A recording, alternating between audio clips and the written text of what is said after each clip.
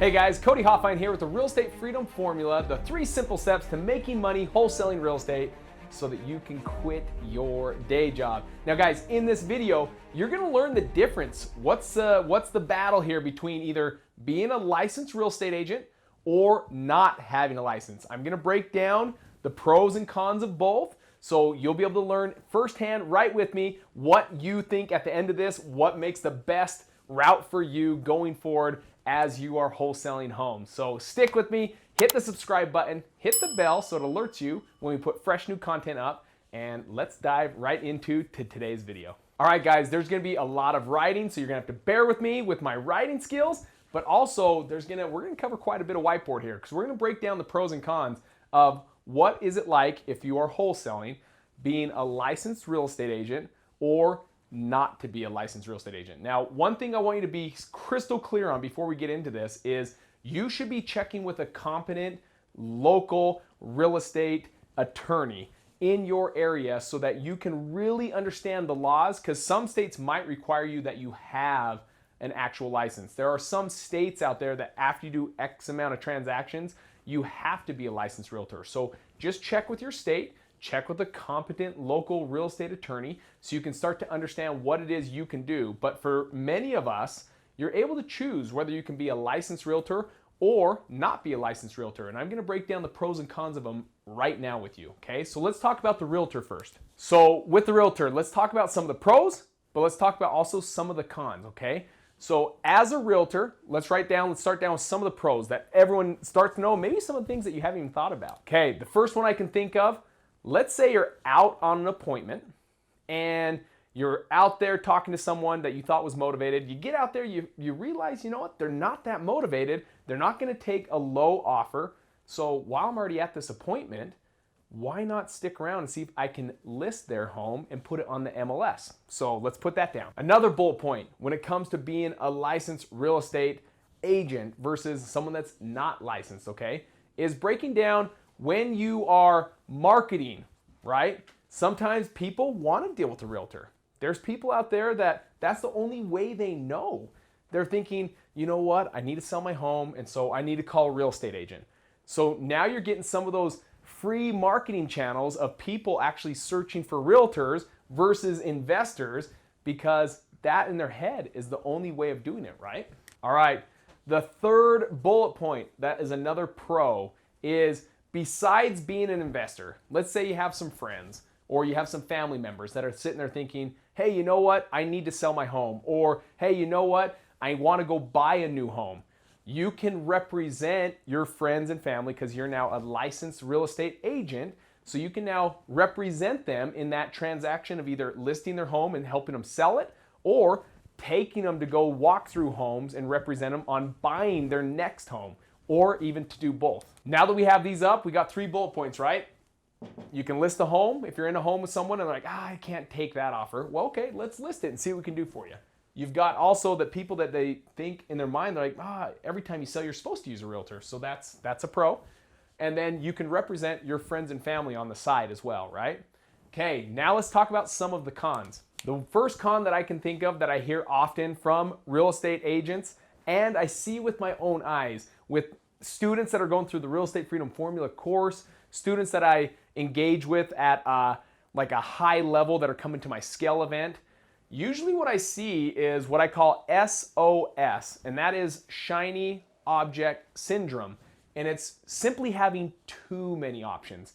What happens is you start to chase too many, like you're chasing 2 rabbits at the same time. If you chase 2 rabbits at the same time, you're not gonna catch any of them. So what happens is if you can invest in a home, like buy it at a discount, or, oh, you know, I might list it, or hey, on the weekends I could list my friends and family's homes or take them to go buy new homes and all this stuff. Like what happens is now you're not really becoming a master at any given one. You're now trying to hone in and try to be good at 3 or 4 or 5 different options. And usually when that happens, not all the time, you might have a system in place that keeps you on track, but most cases, I always see people actually fall and get out of investing or fail miserably and not make much money. They're like the brokest people I've ever met because simply too many options. All right, another one of the cons that I hear from a lot of people is the fact that The real estate agents, they're under a strict code. They're under a law here in each state. So wherever you live, you've got a code to live by, a code of ethics. You've got real estate laws that you have to abide by. One of them is you have to state that you're a licensed realtor. Now, what does that do for you?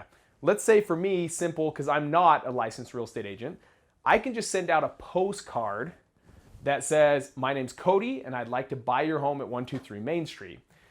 If you're a licensed real estate agent, you have to say, hi, my name's Cody and I'm also a licensed real estate agent and I would like to purchase your home at 123 Main Street.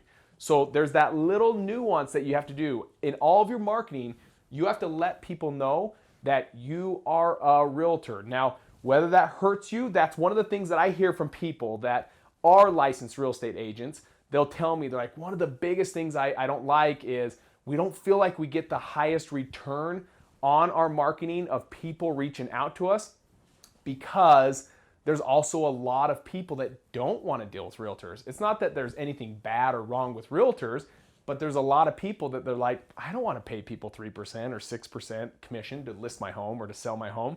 And so for that reason, when you state that you're a realtor, they're already thinking like, oh, I don't want to deal with a realtor. So that's another one. The last bullet point that I want to point out here is 3% commission. So when you go list traditionally a home and put it for sale, you're going to get a 3% commission unless the sellers knock you down to a 2% or 1% or something like that. But you're listing their home for, in turn, a 3% commission. When you represent a buyer and you go out and look at homes and you put in an offer and they go with your offer, you'll in turn get a 3% commission for your service and putting that together. Now, you might be looking at it, it's like, hey, this is cool, this is a great thing.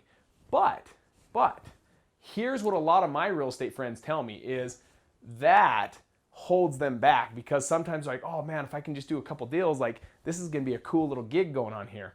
Well, the average wholesale fee, nationally speaking, is about $10,000. But in Utah, for example, it's not unheard of to do a deal that's on average in the mid $20,000 range. And then onesie twosie deals that are up there in like $70,000, $100,000, right? $100,000 plus dollar deals. And then people around the nation, people in California where they're doing $200,000 deals, $300,000 deals.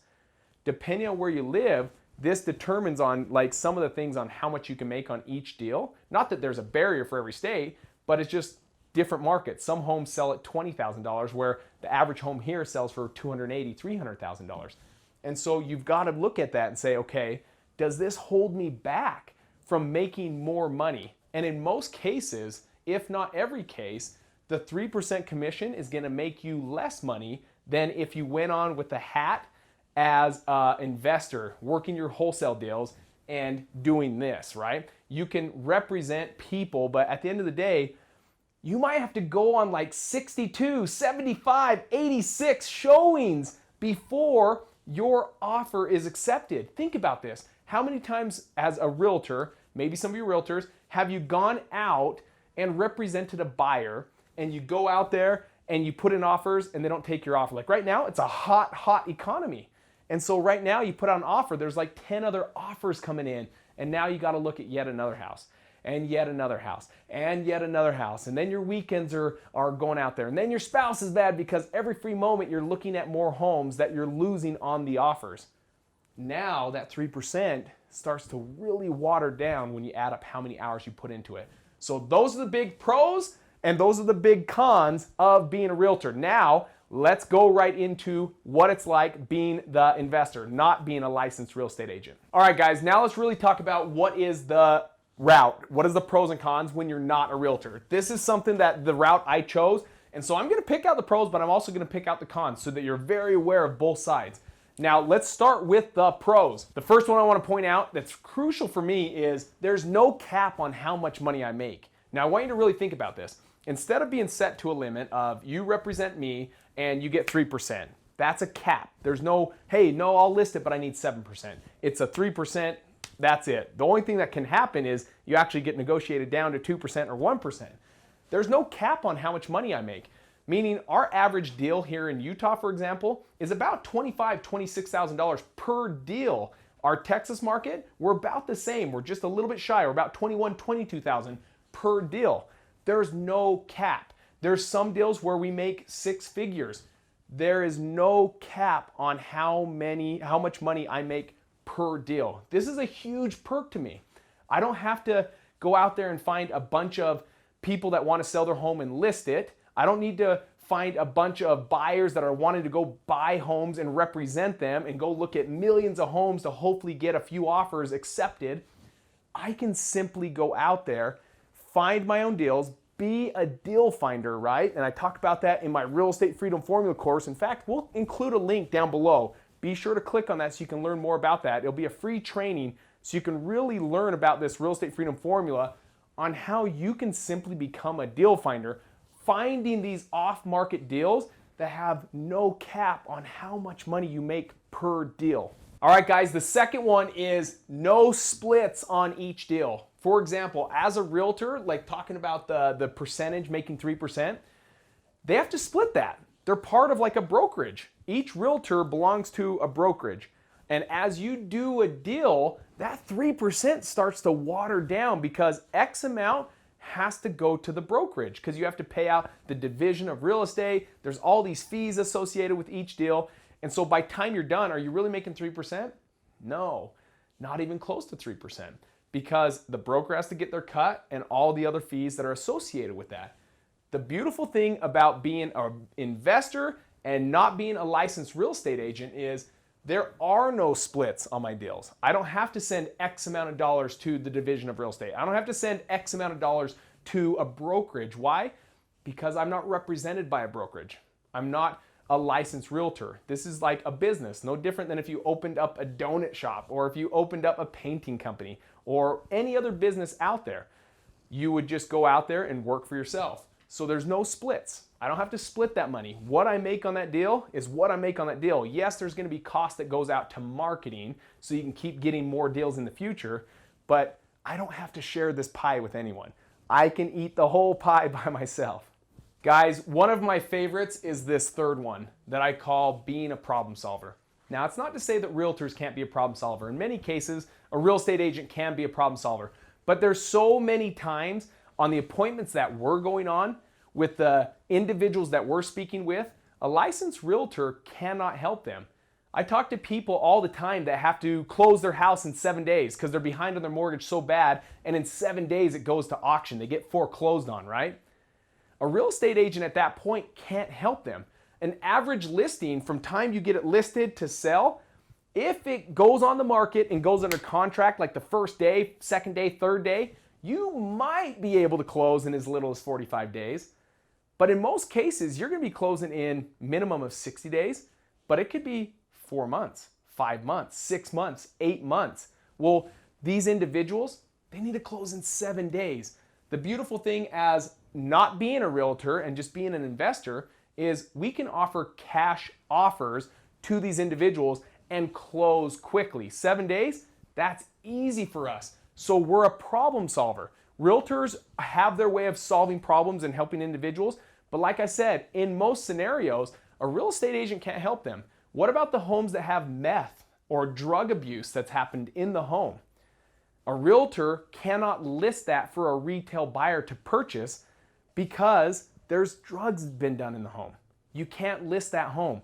Or if there's homes missing flooring, or homes missing windows, or homes with holes in the roof, or homes missing shingles, or homes where a tree's laying on the house, or home where the driveway's all broken apart, or the yard has 4-foot grass. Guys, these are all real-time issues that we see all of the time when we talk to our clients, talk to our leads that are coming in, when people are calling saying, hey, I need someone to buy my home. These are real-time problems, real-time struggles that we get to go out there and solve their problems, that we can purchase their home cash, that we can purchase their home as is, meaning they don't need to remove the tree. They don't need to replace the roof. They don't need to put windows in. They don't need to put floor coverings in. We can buy it as is. We can buy it and not have realtor fees on top of it. We're not going to have closing costs. We'll pay the closing costs so that they don't have closing costs. We're solving their problems, where in most cases, a real estate agent doing the traditional listing it won't solve their problem, and it won't be done in a time manner that they're able to do it. And most of these homeowners, they don't have the money to fix up their homes to get it into the condition to make it listing worthy, where like a retail buyer is looking for this home. Okay guys, let's talk about some of the cons that could come up as being an investor and not being a licensed real estate agent. The first one is, guys, is not being able to list a home. So if you are out on the appointment, like we talked about maybe as being a realtor, you go on the appointment and now they're like, oh man, I can't take that low of an offer. That just doesn't work for us. I can't sit there and say, okay, well, let's list it. I'll list it for you. Instead, what I would have to do is I'd have to refer it out to great people that I know that I'm associated with. But here's the thing about this con. This con can be turned into a pro. Now, if you can see what way I'm leaning, obviously I'm gonna lean the way that I pick because it works for me. But with that, not being able to list, this can be a distraction. Because what happens is, it's no different than where does water travel? Where it's path of least resistance, right? So if there's 3 paths, water's always going to pick the path that has the least amount of resistance. Always, without fail. Same thing when it comes to sales. We tell ourselves, no, my main priority is to get out there and do a traditional like investment deal, not be a realtor. But then when you go out there and it has a tough conversation, which many of the conversations are tough conversations as you're solving their problems, you start to go to where water flows easiest. Where? And that is, oh, you know what? It doesn't look like you're gonna want this offer, but what I can do is I can list it and let's get you as much money as possible for this home. And in doing so, you get now capped at that 3% commission. So even though it's a con that I can't list homes, it is a pro in my eyes because I wanna stay 1000% focused on doing as much as I can, make as much money as possible in a very wholesome way, and be able to just focus on one thing, being laser focused. I don't want too many. This brain right here, it can't handle doing 5, 6, 7, 8 things. It just simply can't. And maybe it would, but it wouldn't do those 5, 6 things efficiently. Every one of them would be very, very mediocre to non-existent if I did 5, 6, 7, 8 things. I don't want those options. I just want one option. I want to be a sniper, one bullet at a time, shooting the target, hitting the target 100% of the time. So this con ends up being my pro. As for the second con, guys, it says, wait, I can't think of anything else. Hashtag smiley face, right? Like, I can't think of anything else. So guys, I wanted to have fun with this last one. I really can't think of many cons when it goes to not being a licensed real estate agent.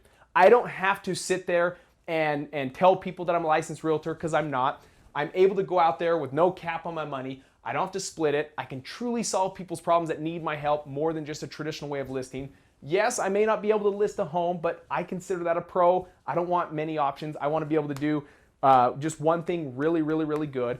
And other than that, I just wanted to end with something funny so you could understand my position on it. I chose the route of not being a licensed real estate agent. Now, again, in closing, I want you to always check with a competent real estate licensed attorney in your state to realize if you have to be a real estate agent or if you don't have to be a real estate agent.